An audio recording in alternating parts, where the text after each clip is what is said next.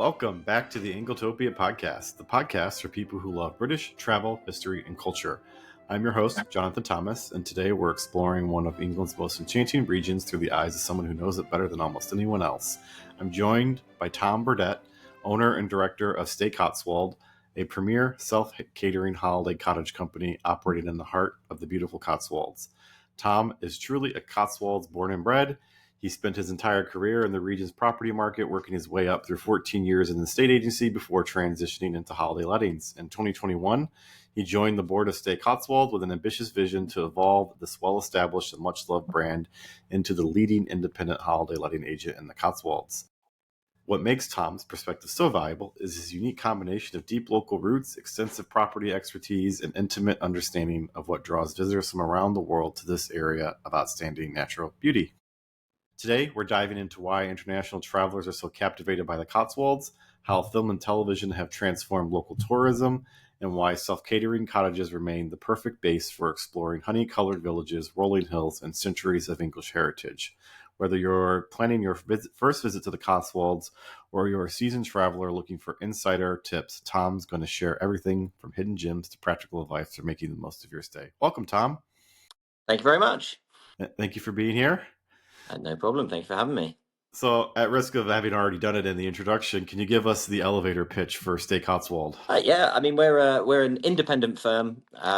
We are based in the Cotswolds. We only market properties in the Cotswolds, and we have two sides of it. For our owners, we look after their properties. We make sure that they perform as they should and that they have the right numbers of people in them. And for our guests, we make sure that they have a typical Cotswold experience and can access all the information that they need to have a lovely stay here. That sounds nice, and we encourage people to deal locally when they visit places in England, because sometimes it feels like TripAdvisor and Airbnb ate the travel industry, but there's still many smaller operations that are just as good or better. So absolutely, exactly.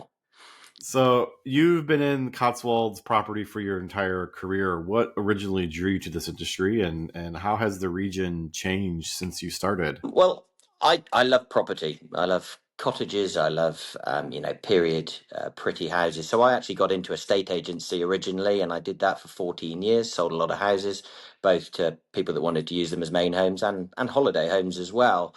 And then after 14 years, it was time for something new, and I moved on to holiday letting. I was approached by another holiday letting company to work for them, and subsequently, then we moved over to StayCotswold. I just enjoy. It's twofold: estate agency and holiday letting. There's some similarities in a way, with estate agency, you're finding someone's dream home, and in holiday letting, you're finding them, their dream holiday home, or their property to have a dream holiday within. So yeah, that's what first drew me to it.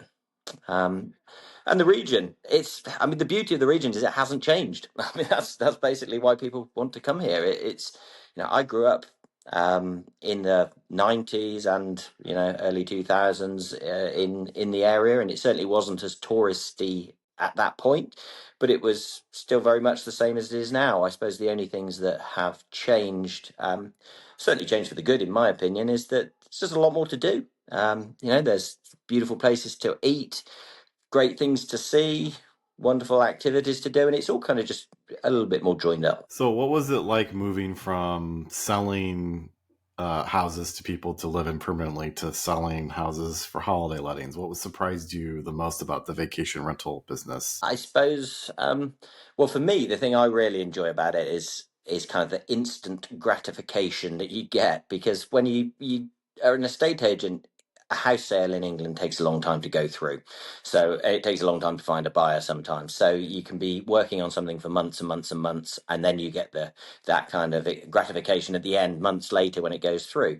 Whereas with holiday cottages, if we list a holiday cottage and it goes live on the website today, it'll usually get a booking, quite often by the end of the day, and someone will be arriving and enjoying that house, within a week. So that's what I really love about it. And I guess what surprised me, I don't know why it surprises me because it makes sense, but how happy and positive the people that we deal with in holiday letting are.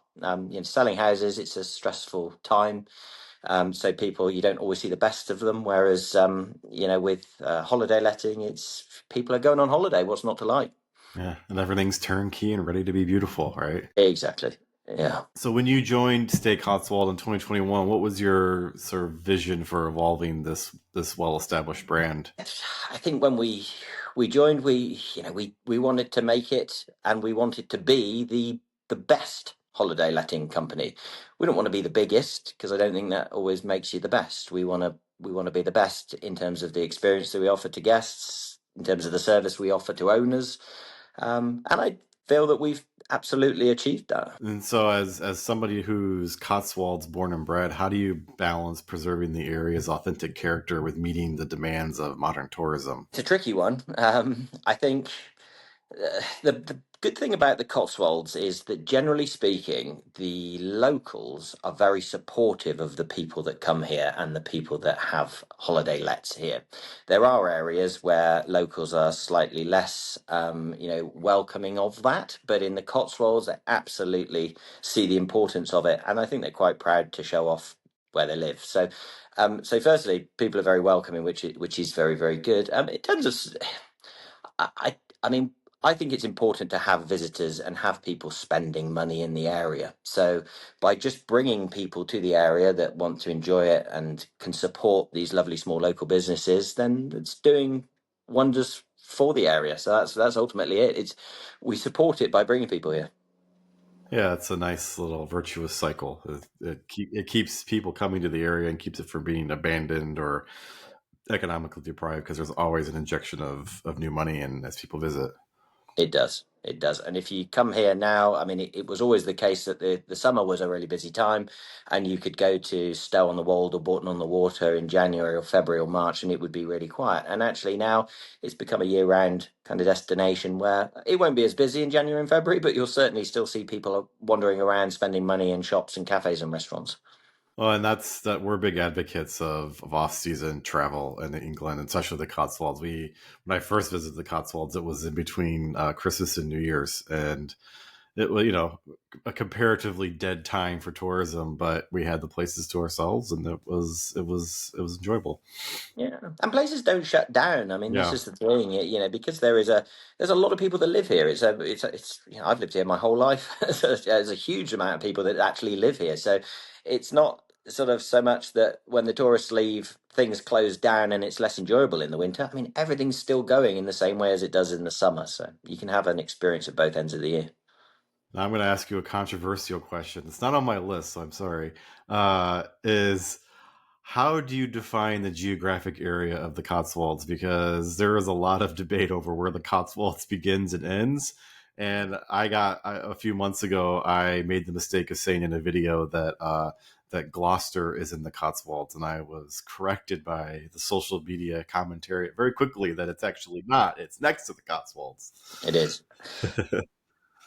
Technically, typically, and correctly, it's the area of outstanding natural beauty, Okay. which is defined by a border on a map. And you can see, if you type in the AONB of the Cotswolds, you'll see exactly what is and what isn't. And generally speaking, certainly on the west side, the Cotswold Hills define where it starts and ends. Becomes a little bit more tricky when you get out to the east and north and south and so on, but yeah, there is a well-defined AONB that covers it. It's like Bath. I mean, it's built of Cotswold stone, but it's not really in the Cotswolds, but it's near the Cotswolds. It's like, It eh, depends what because there's the Cotswolds. There are places on the yeah, very edges of the Cotswolds that are the Cotswolds that perhaps don't feel so much like the Cotswolds. yeah, So I think when people say Cotswolds, what they're thinking of, generally speaking, is that honey-stoned typical cottage with a little old centuries old village pub and a village green and all of that and you can find that right across the region, yeah, but I think most people, when they're thinking of the Cotswolds, they're thinking of Bourton on the Water, Stow on the Wold, and that kind of North Cotswold little yeah. area. And a lot of people don't realize the Cotswolds are big. And it's I've made the mistake a couple times of driving from north to south or south to north, and it takes a long time. There's a lot there, and it's wide east to west, so you can. And I've been there probably a dozen times, and I still haven't seen everything. Yeah, absolutely, and you can have a different experience depending on where you go. The North Cotswolds now, there are a lot of things that are geared towards tourism, which is good. I live in the North Cotswolds, and I like the fact that there are these wonderful pubs that are very smart, and you can have these kind of gastronomic experiences that you couldn't have 10 or 15 years ago. You can head down slightly more south and still get those experiences, but you can see just a different side to the Cotswolds, a less well trodden path, I suppose. And actually, if you go down towards Stroud and the Slad Valley and around there, the scenery is actually more spectacular than you see in the North Cotswolds. You have rolling hills in the North Cotswolds, and then you have some deep, steep valleys as you get down further south. So there's all sorts to see. I will agree with you there. Having just spent last year, I was in that part of the Cotswolds. It is incredible. The around Stroud and Newark Park and all that. It was gorgeous. So, as people are trying to spend their travel dollars here in America, when we think of self catering, actually, we don't even call it self catering. I don't know what we will call it, but renting a house or and Airbnb. Actually, we would call it Airbnb. That's really they've kind of taken the brand and made it a generic term. So, what for Americans planning? What sets Stay Cotswold apart from Airbnb and TripAdvisor and all the big operations owned by Expedia? Yeah, I mean, we all market properties, so that's the similarity. We're all pushing holiday homes in front of people, but that's about where the similarities end, really. We're local people, and we're on the ground. We have an office in Stow-on-the-Wold, and if you're visiting, then we would love it if people popped in and said hello. We can give them an insider's insight into what to do, where to go. If people have got kind of any concerns about things, then clearly they can get answers and support from us as well. So realistically, the main difference is we're local and we live and breathe the Cotswolds, and that's what we're about. Well, and if there's a problem, they can pick up the phone and call you, whereas you can't get a hold of Airbnb for the life of anything. Exactly. They can pick up the phone and call us, and they can actually come and speak to us face to face, and that's a wonderful thing as well. So, how do you curate your property portfolio? What makes a cottage stay Cotswold worthy? I mean, I'm assuming do you have like a particular look and feel, or a particular size requirement, or location? Yeah, I mean, interestingly, so it's me that does that. So we have 270 cottages across the Cotswolds, and I do take them all on. So I have the first contact with that owner and with that property. And generally speaking, there's no strict formula. It's about quality, it's about look and feel, and clearly, geographically, certainly about being in the Cotswolds. So that's a key part of it as well. But what we tend to market is anything from apartments in old period buildings all the way through to country homes and farmhouses and everything in between. And ultimately, we want something generally that's stone, but it doesn't have to be. Something that is actually still quite usable inside as well, contemporary to a degree, but with a Cotswold nod towards it. The ideal property is a double fronted period cottage with roses around the door and a nice little gate that leads up the pathway to it with some lavender in the front garden, and you walk through the front door and then you've got a traditional shaker style kitchen, but that's beautifully painted and smart and usable with fridges and dishwashers and all the things that you'd expect from a modern house.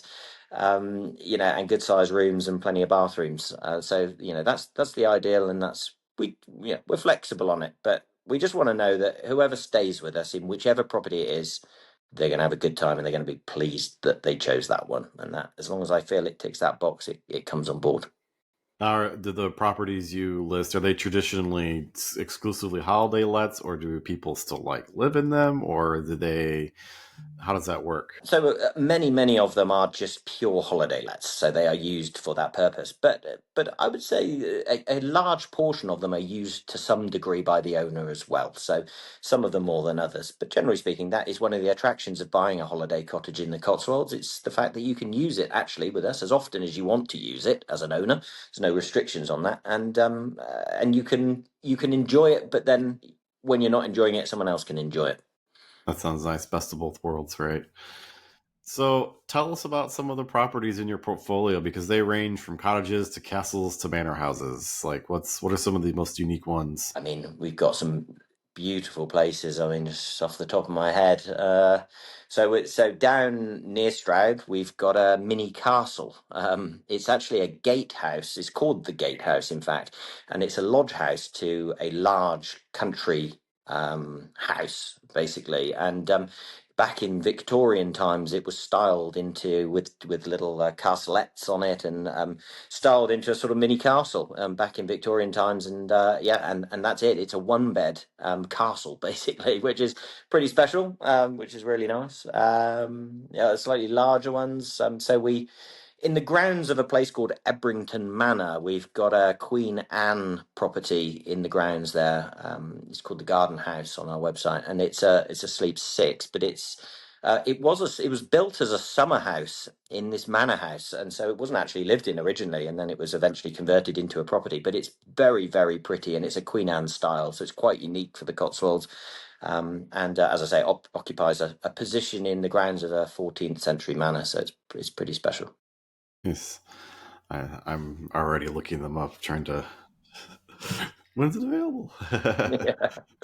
Yeah. So, any other really unique ones that people American that would really appeal to Americans? I mean, I would say that the vast majority, they appeal to a lot of people. Certainly, would appeal to Americans, I'm sure. So the vast majority of what we've got would appeal to Americans. I think if you're looking for a stay whereby you have access to lots of amenities on the doorstep, then choosing something in one of the main sort of what we would call towns, but I mean they're large villages really, would make sense. So we have some beautiful properties in Chipping Campden and Broadway and Stowe and Bourton on the Water and Chipping Norton and places like that. But yes, we've got some lovely ones, but too many to talk about on the individual basis.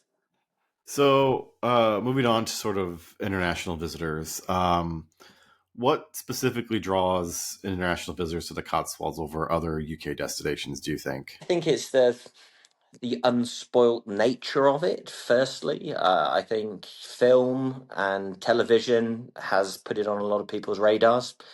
It's quite a romantic sort of feeling about the Cotswolds generally. I think if you've watched films like The Holiday back in the day, it promotes this kind of feeling that you're going to this kind of almost magical sort of place, and I think it is for a lot of people. It's what people assume is traditional and typical England, I think, and that's I think why people go there. How has the Downton Abbey effect and other TV film productions impacted patterns in your area? Or like, is there specific places that fans of these shows like to go? Yeah, absolutely. Yeah.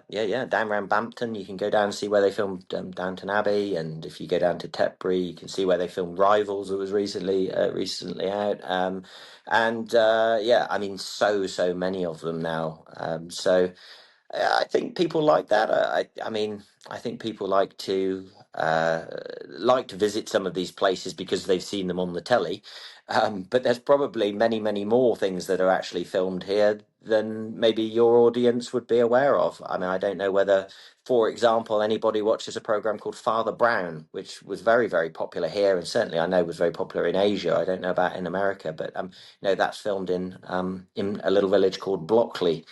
And lots of people do go there to see that. And in fact, I don't know if they still film it there, but I've certainly seen them filming it there.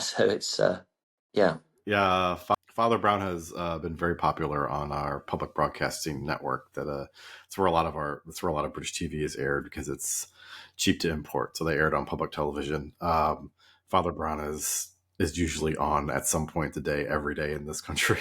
All right. Okay. Well, there Yeah, you go. Well, yeah. So I think these sorts of things do draw people here, and I think the biggest one, which you may be going to talk about a bit later on, is Clarkson's Farm, which yeah. is a huge show. And when go on holiday and I meet people and I talk to them and they say, "Well, where are you from?" and I'll say a little place near Chipping Norton called Churchill, and they'll say, "Oh, never heard of it." I'll say, "Do you know where Clarkson's Farm is? Diddley Squat?" And they say, "Yes." And I say, "Well, I live 2 miles from that." So that puts it on the map. They know exactly where I'm talking about then.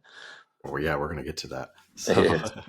So what seasonal patterns do you see with international visitors, and do you see them wanting to avoid weather or plan around weather or local events or anything like that? I think, I mean, as we said earlier, that the Cotswolds has something to offer all year round, and ultimately, if you come in the winter, you'll have a different but just as good a experience as if you visit in the summer.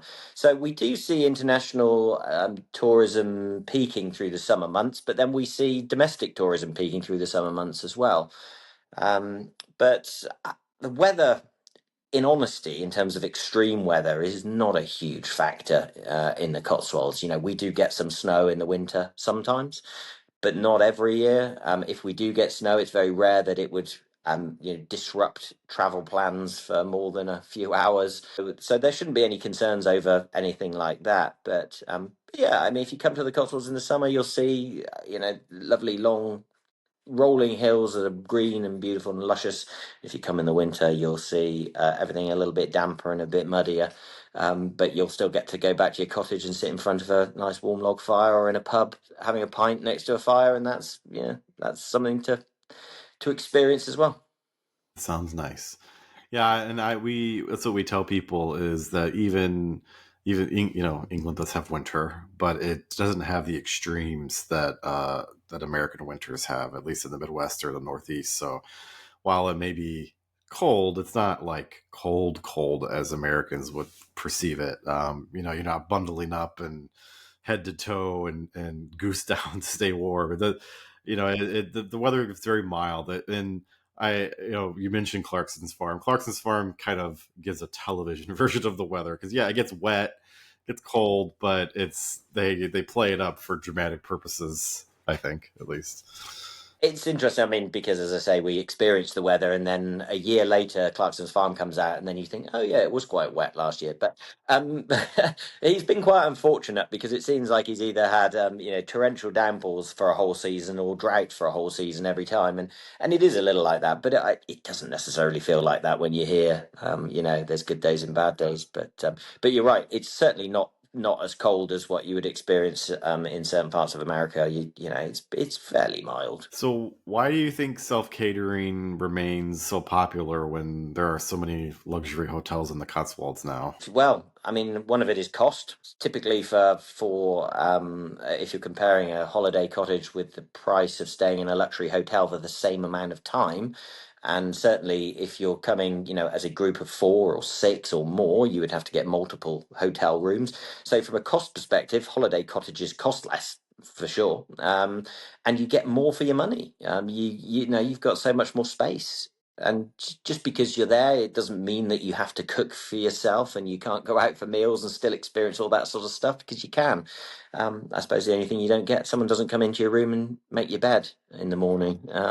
But if you can get over that, then holiday cottages they give you more freedom, they give you more space, and generally at a better price point as well.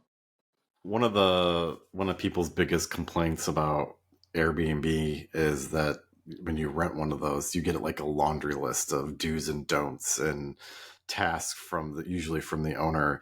Is it like that with Stay Cotswold, or do you kind of just handle everything?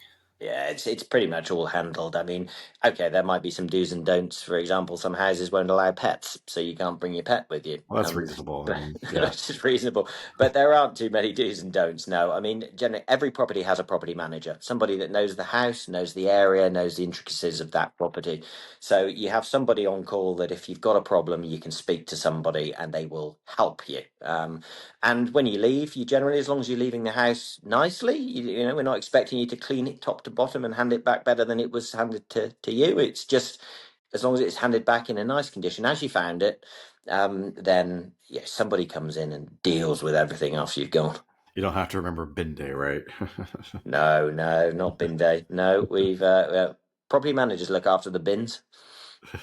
Yeah, I remember we stayed in self catering once, and we had to manage the bins. And in America, the bins are very simple. There's one for garbage, there's one for recycling.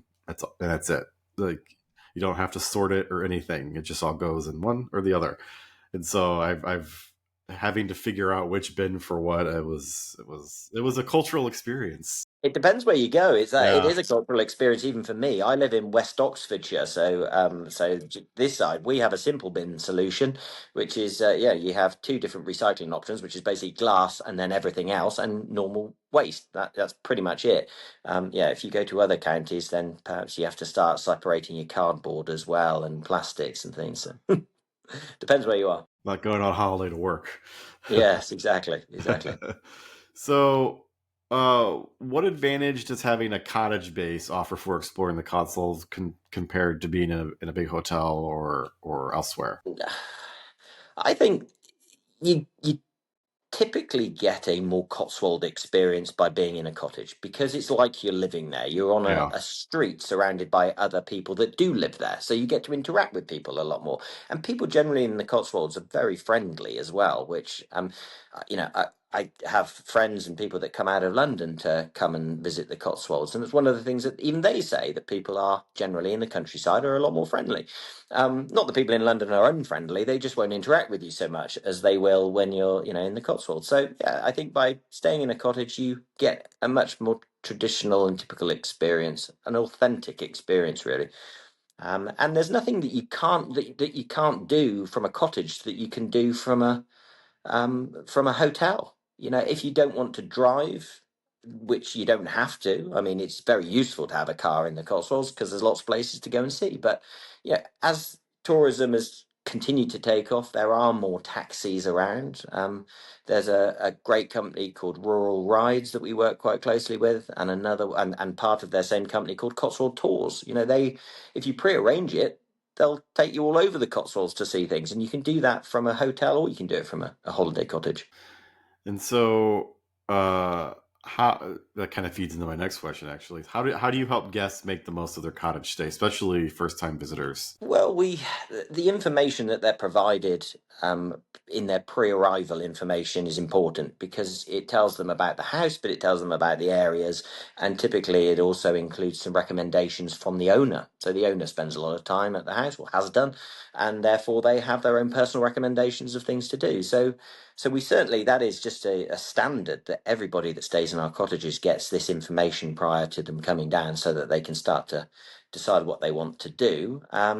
We also have a Stay Cotswold club, so everybody that stays with us gets access to special offers and deals through lots of local businesses. That whether that be farm parks to certain restaurants and pubs and all sorts of different things.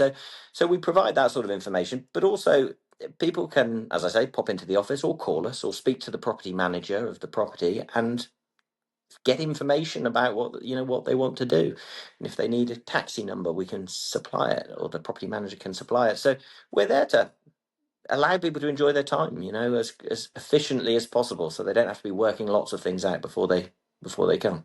Yeah, I'm a big fan of those pre-travel packets from property companies because I read them at least half a dozen times before I arrive. So Yeah. I'm a local expert by the time I get there. Yeah, and that's what we want. We want people to hit the ground running. You don't want to arrive and then have to start Googling and working out what we're going to do. You want to get excited about your holiday before you get there. So we send this information out prior to arrival. Speaking of internet, generally, as someone who runs an internet business, this information is particularly relevant for me. How's the internet connectivity in a lot of these cottages? All of our houses have Wi-Fi, and internet is good here really now. A lot of our properties are on what's called, we have Giga Clear here. I don't know if it's fiber. Nice. So a lot of houses nowadays have very fast internet, much faster than when I was growing up. And quite interestingly, you would just suspect that the smaller villages would have the slower internet, and in actual fact, the Giga Clear was introduced to the smaller villages first in most cases. So they're even better connected. So yeah, no problem with that. And watching your file upload right here, I can confirm you have very fast Oh, Wi-Fi. absolutely, yeah. So, so you touched on this a little bit, but I want to kind of deep dive into this. Staying in self-catering is a different type of travel than staying in hotels. And most Americans, they kind of need a car when they do it. And especially in the Cotswolds. So how do you encourage Americans to put aside their fears for driving in the UK? I do know that Americans some are fearful of it. I've driven in America, and it's a very different experience, so I get that, and I can understand why it could be daunting, particularly because of the narrower roads. But yeah, it's it's one of those things. I encourage people to give it a go because it's not bad. It's not that difficult once you've experienced it. I mean, top tips are stay on the left hand side for sure. Yeah. Go steady around the country lanes because there are tractors and horses and cyclists and people mooching around. But the speed limit's pretty low. It's 20 to 30 miles an hour in most cases, so you're not expected to be driving too fast around those sorts of narrow roads. So yeah, I say give it a go, And and the other thing is, if you're faced at a red light, stop. I know in America you sort of feed right onto certain turnings, even if you're at red. You don't Yeah. do that in England, so that's probably my top tip. Yeah, and we really try to encourage our fellow Americans to drive because it's once you've done it, it's actually not that difficult. A lot of the rules are very similar. Just read the AA road manual before you go, and you're fine. Just learn all the signs and keep to the speed limit. Never speed, because Yeah, they will find you in America yeah, and give you a ticket. So, not that I that's know right. that from firsthand experience.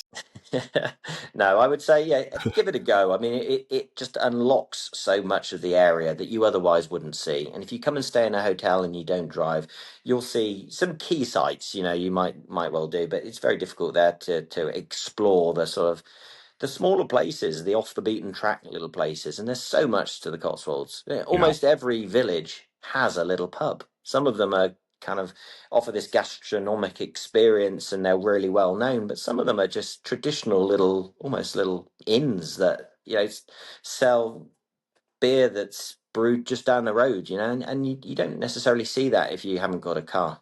Well, and we'd like to tell the visitors that you can take the train to the Cotswolds, but getting around the Cotswolds on the train is really kind of impractical. It's not well served by train internally, and then trying to rely on buses is not ideal because the schedules are very unreliable.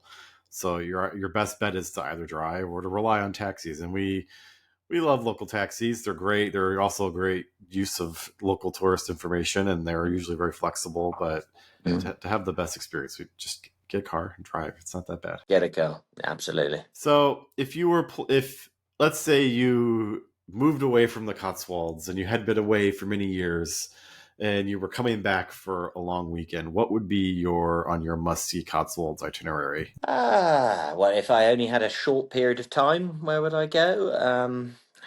I mean, I think you've got to experience some of the main hubs. So I think you've got to visit Stow on the Wold. It's a traditional town with a lot of history. The Battle of Stow was there back in the English Civil War. There's some history to it. It's interesting. I would look to, well, I would say it's probably quite a nice thing to visit Diddley Squat, seeing as most people have seen it online and read about it and watched the programs. It's quite, I suppose, quite interesting, but there's not too much to see there, so it's only a couple of hour job. Um, Blenheim Palace. Blenheim Palace is pretty special over in Woodstock, so it's out towards Oxford, but not far from here. It's a baroque palace, beautiful place, amazing grounds. Highclere, interesting. You can go and see where King Charles resides, and you can go to arboretums down in that area as well. So there's lots to see. If you're looking for a slightly larger town experience, but not too large, then Cirencester's a nice place to visit as well. It's a town, but it's a traditional, more Cotswold town, and there's quite a Roman influence in places there as well, which of course there is throughout the area. And then I think you've got to go to some smaller villages as well, off the beaten track ones like Snows Hill, beautiful village. It's actually where they filmed Bridget Jones, a part of Bridget Jones' Diary all those years ago. But Snows Hill, Stanton, beautiful. Broadway, lovely. Chipping Camden, lovely. I mean, there's so many places to go, but um, yeah, I think visit a main hub like a Stow on the Wold and a Bourton on the Water. Absolutely Bourton on the Water. I actually grew up in Bourton on the Water, and although again it is touristy, it's so pretty with the river that runs through and the lovely little bridges, and it is amazing, quite unique. Venice of the Cotswolds, as they call it.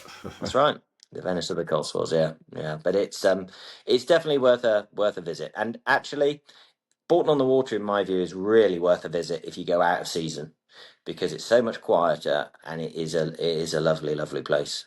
Well, and there's just a lot to see and do there. The people that there's the car museum. There's plenty of tea rooms. There's just looking at it because it's gorgeous. There's plenty of walks around the area, especially walking the upper or lower slaughter. Like there's lots to do. Yeah, absolutely. There is so much to do in that respect. And if anybody's visiting and they're interested in, um, you know, things going back a bit further, Iron Age settlements and roundhouses and that sort of thing, there's a huge amount of history around of that, and there are some walks that you can do out across the water meadows that loop round to an old Iron Age settlement, and there's some kind of interesting boards about it, and things to see. So it depends. There's something for everybody, to be honest. So, as most of the listeners to this podcast are Americans, is there any specific advice you give Americans on dining or cultural differences that they should expect in the Cotswolds that may be different from the rest of England? I don't know about different from the rest of England, but the differences I think between America and England, dining experiences. Well, firstly, tips are generally included as a service charge already. So whilst tipping can be encouraged if you've had a particularly good meal, it's generally included anyway. But I think it's worth exploring the higher end of the dining spectrum in the Cotswolds, and there are some wonderful pubs that have some fantastic chefs at them, which is great. But I think it's also worth experiencing the more traditional ones as well. There's a brewery nearby that dates back many, many, many years called Donington Brewery, and they own a lot of pubs. I think it must be 18 or 19 pubs in little villages, and they tend to offer a much more kind of traditional experience. With yeah, not that they don't do fine dining in some of them, or not fine dining, but not lovely dining in some of them. But there's certainly a more traditional experience, traditional ales brewed locally. I think you've got to experience it all. So, what are some myths that you find Americans kind of believe about? Ooh, I don't know. I think a lot of the time people think that that everybody that lives here are kind of country bumpkins. I think we do get that impression sometimes, but we're really not now. We are well connected to the Western world, so we're not Yeah, quite, not quite like that. you're practically a Um, London suburb at this point. yeah, yeah, yeah. I don't know. I mean, I think myths is a difficult one because everybody that comes here are always so polite, and they would never say that. Oh, we think that you're all country bumpkins or walk around in Wellingtons all the time. But I do think that perhaps that is the way that some people think about it. But no, I don't know. It's a difficult one. So we've mentioned it a couple times already, but the popularity of Clarkson's farm has introduced a whole new interest in the Cotswolds in America. Have you guys capitalized on that at all? We have, yes, yeah. We've certainly seen an uptake in bookings in that sort of area. I think we on our website there are some blogs about it and some connections with it. And in fact, I mentioned earlier on one of our our Stay Cotswold Club, where you get a special deal. Well, one of those deals is with Hawkston Brewery, which is of course his beer. So we have some connections there. In fact, where you're speaking to me from now is the village with the Checkers pub in it, and the Checkers is the pub that is always featured on Clarkson's farm, and that's where I live. So I'm fortunate enough to see them quite regularly, all of them. Yes, in fact, I would class Gerald as a bit of an acquaintance, and have known him for a while. So Can you yeah, understand him? yeah, just about. Have you been to the Farmer's Dog, the new pub? I've not been yet. No, no. We were actually talking about this a couple of days ago, and I really must do. I've just not found the time at the moment, and I think I'll wait for the popularity to die down. And sometimes I drive past, and then, it looks quite busy, and I think I'll wait another day before I do that. So, Just remember your own ketchup because they don't have any. of course they don't know. That's right. Apparently, that's going to change though. Some guy on social media claims he has made 100% British ketchup. So Right. we'll see if he succeeds in getting it in the pub. Well, hopefully. Have uh, what do you have any specific tips for people who want to visit Diddley Squat? Because I know the roads can get quite busy and it's very popular, and you can end up waiting in line a lot there. Yeah, I mean they now have got parking there, so Yay. they're not queuing up down the sides of the road as they were and parking on the verges. So actually that's alleviated a lot of the problems there, and it was definitely the right way to go. So the parking is not so much of a problem, and the queue's not so much of a problem. But you will queue to get in. But it's still all part of the experience, isn't it? You're in the area. It's nice. And I would say that once you've been, do pop down into Chadlington and go down to the there's a farm shop or a village shop there called Chadlington Quality Foods, which featured on one of the early shows, and you can get some actual useful items from there if you need any. And there's a butcher's next door as well. So yeah, certainly would experience that whilst you're there. Well, that's the nice thing about self-catering is when you can cook for yourself, you can go to all these lovely little farmers markets and get fresh meat and fresh produce and cook an amazing meal that you can't necessarily get in a restaurant. So That's right. I mean, there are so many farm shops that have opened up around here now, selling produce from the land around them. Lots of the towns around, and even some of the small villages, have butchers with, again, locally produced meat, and some vegetables and things. So yeah, again, another reason to self cater, because yes, you can still go out and you can go to the pubs and the restaurants and experience that, but it's still nice to buy some local produce and create your own meal. Even barbecue. Most of our properties have barbecues if they've got a garden. well, Americans love a good barbecue. So there you go, guys. You can grill your own steaks and burgers to your heart's content in the heart of the Cotswolds. You can. So finally, for my last question, if you could only recommend one place or one experience in the Cotswolds that everybody visit, what would it be? You got to go to Bourton on the Water, I think. I grew up there, and perhaps I'm biased, but it's such a pretty village with the river and the little bridges and things to do and lovely little cottages.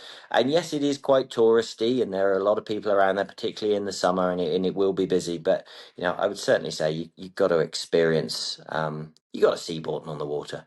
I used to go on holiday when I was younger. I still do, but when I was younger, and people asked where you're from, and I would say Bourton on the Water, and 9 times out of 10, people knew what Bourton on the Water, was, and knew where it was. So I think it's very well known for good reason. Alternatively, if you want a slightly quieter experience, go to Bybury.